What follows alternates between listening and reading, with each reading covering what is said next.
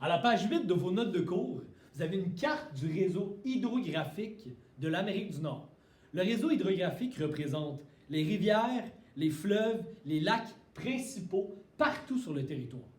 Ce qu'on veut que vous réalisiez, c'est que le territoire est recouvert de cette espèce de réseau extrêmement complexe de rivières et de fleuves qui vont être empruntés pour se déplacer partout sur le territoire par les Autochtones.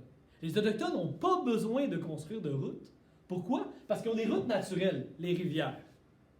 Imagine à l'époque le fleuve, les grandes rivières importantes, comme des autoroutes, où est-ce qu'on empruntait pour se transporter d'un bout à l'autre du territoire.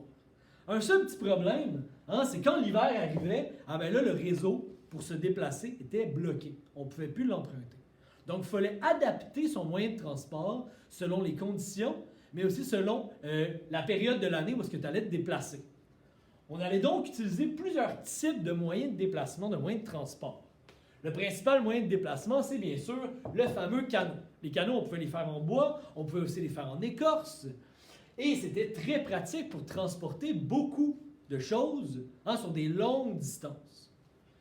Les Inuits, par contre, eux, utilisaient le kayak, beaucoup plus malléable, qui pouvait être utilisé pendant la chasse. On avait également les fameuses raquettes. Plusieurs types de raquettes pour plusieurs types de neige, plusieurs types de territoires où est-ce qu'il fallait se déplacer. Dans le nord, complètement dans le nord, chez les Inuits, on va utiliser également le traîneau à chien pour se déplacer.